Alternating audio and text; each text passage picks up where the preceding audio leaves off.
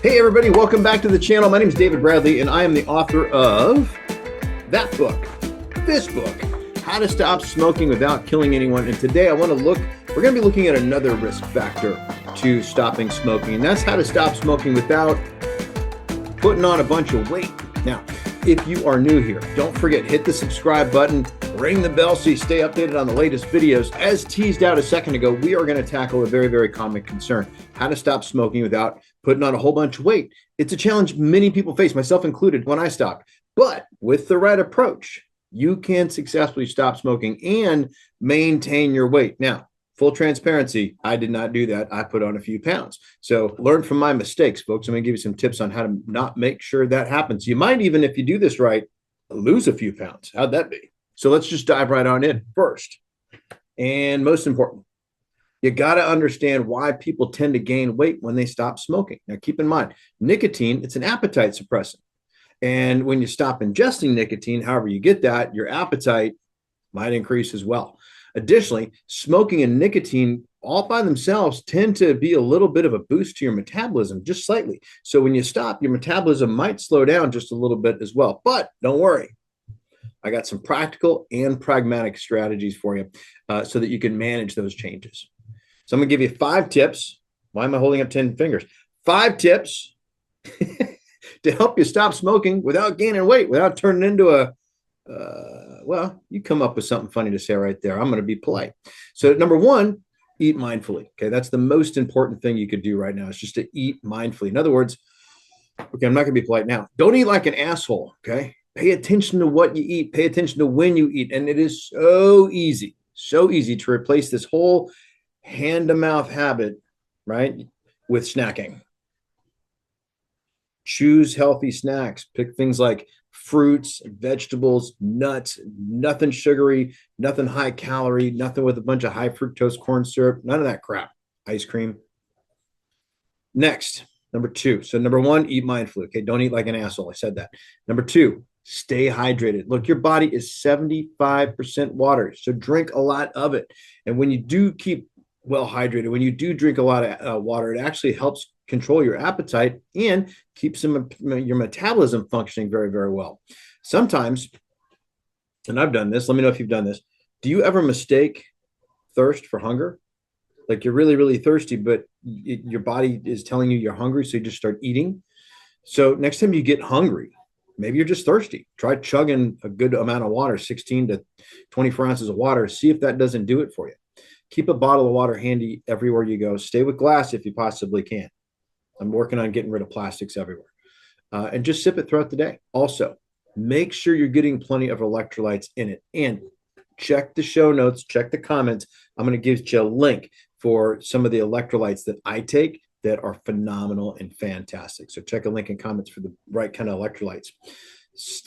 Number 3 is you got to exercise regularly. You got to work out. You got to go out there and you got to get after it. Physical activity is crucial, especially in the beginning. So here's what's going to happen. It's going to help you manage your weight, first of all, because you're going to be burning calories, not just going to be sitting on the couch, right? So movement is going to help reduce nicotine cravings as well.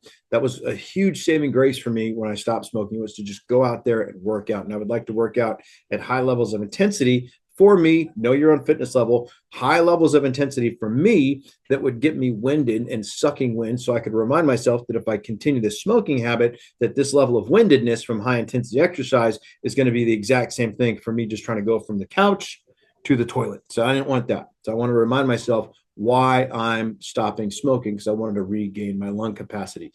You, wherever you're at in your fitness level, know where that is. Talk to your doctor before you start working out. But bottom line, see if you can get at least 30 minutes of moderate exercise a week. And this could be as easy as 30 minutes of walking. If you can jog. If you can lift weights, lift weights. If you can do burpees and swing a kettlebell, that'll get you winded. Promise you that. This exercise piece, though, will make a huge difference, a massive difference. Burn more calories, right? Number 4, get plenty of sleep. Get your rest on. If you're not sleeping, that will lead to weight gain all by itself, because it's going to increase your cravings if you are not well slept. And I know it's hard, especially in the very beginning, because all you want to do is smoke a cigarette. And sometimes you wake up at night going, "Argh!" Do everything you can. Okay, so speaking of supplements that are going to help you with that, check show notes. I'm going to give you a supplement called 10X Calm, which will really help take the edge off and help you sleep. And there's one specifically for sleep that you can check out as well. So again, check the show notes, check the comment section for that, or the description section for that. But get enough sleep and make sure that it's somewhere between 6 to 8 hours. I need 7 of quality sack time for myself. Know what you need and make sure that you get it. Also, if you can establish a regular bedtime routine that helps you relax, wind down, and chill out, a little bit of green tea perhaps, or maybe some chamomile, turn the TV off, get a good book that's fiction based and gets your imagination going. Find a nice way to wind down. No booze though. 5th thing is manage your stress. Stress is a major trigger for smoking. It is for you. If you smoke cigarettes now, then you know that when you get stressed out, what's the first thing you want to do? Oh, I need a cigarette. Okay, right? So make sure that you're managing your stress. So that's a major trigger for smoking. It's also a major trigger for overeating because you eat too much food, you get that dopamine thing going on. So do not, or do everything you can to not stress out, or at least find ways to manage your existing stress. This 10X Calm that I was talking about earlier, very, very helpful with that. Find ways to cope with your stress. Okay. And if you don't want to supplement, and you certainly don't want any drugs, here's a couple other ideas. And I do these myself. Breath work. Can't tell you how good breath work is. Wim Hof breath, the Wim Hof routine is the way I like to do it. But find your breath work, yoga, meditation, get a hobby. Get something that you enjoy that keeps you busy, keeps your hands busy, but also something that fulfills your spirit. Keeping stress in check is essential for your overall well-being. Plus, it not only does it reduce cravings, but it actually makes your cravings more manageable. So when you're starting to get a craving and you can default back to some of your stress relieving rituals and behaviors, whether that's deep breathing, stretching, yoga, hobby, you can come back to that. Another great tip, just on the side, is to get support. Like, you don't have to do this alone. Go get help. Talk to your friends, talk to your family, get a support group, get a workout buddy, and have a strong support network all around you. This will make a huge difference in your journey back to the non-smoking section. What happens without it? You're left to your own devices. It makes it so much easier to relapse. You have nobody holding you accountable. So I want to jump back onto the nutrition thing for just a second. You want to make sure that you incorporate lots of fruits, vegetables, lean proteins, whole grains in your diet. These are foods that not only are they nutritious, but they're going to help you stay full, satisfied at all costs. Avoid processed foods, sugary snacks, sugary drinks. Avoid it at all costs. Lots of water, lots of green tea right now. Okay, get your electrolytes in. And then here's a warning, just something to think with. There are a lot of people out there that are going to try and give you advice about balance, about being in balance. Do not listen to them. You are breaking a habit that will eventually lead to your untimely death. You're breaking a habit that is going to kill you. You cannot afford balance right now. Do not let yourself get to a place where you wind up replacing one bad habit with another. Right? So you stop smoking, yay, but now you have an eating disorder. You eat too much, you overeat, or you stop smoking, but you're hooked on Nicorette. Or you stop smoking, but, right, just do not replace one bad habit for another. Right now, we're talking about overeating.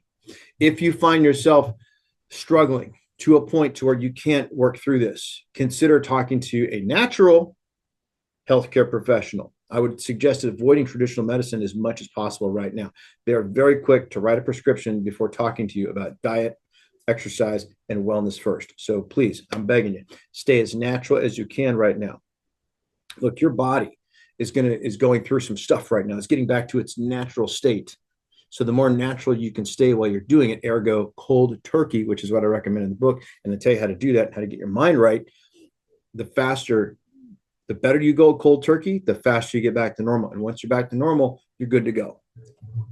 So stopping smoking. Notice I'm not talking about quitting. That's a different video altogether. But when you stop smoking, this is going to be a major accomplishment for you. And it is so important that you are kind to yourself as you go through this process. I want you to celebrate all your progress. Do not be discouraged if you have a small setback.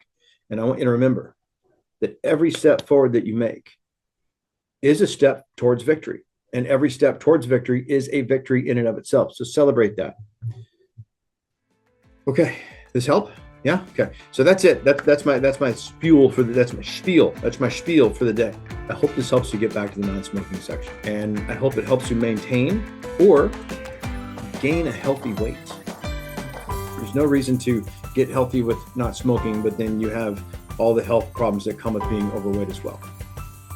So if you have questions or you want to share your own experience, drop a comment below. Do not forget to like and share and subscribe. Share this out if it helped you, right? If it helps you, please get this out into cyberspace so that someone else can benefit from it too. Thank you so much for watching. Have an amazing rest of your day, and I'm going to see you in the next video.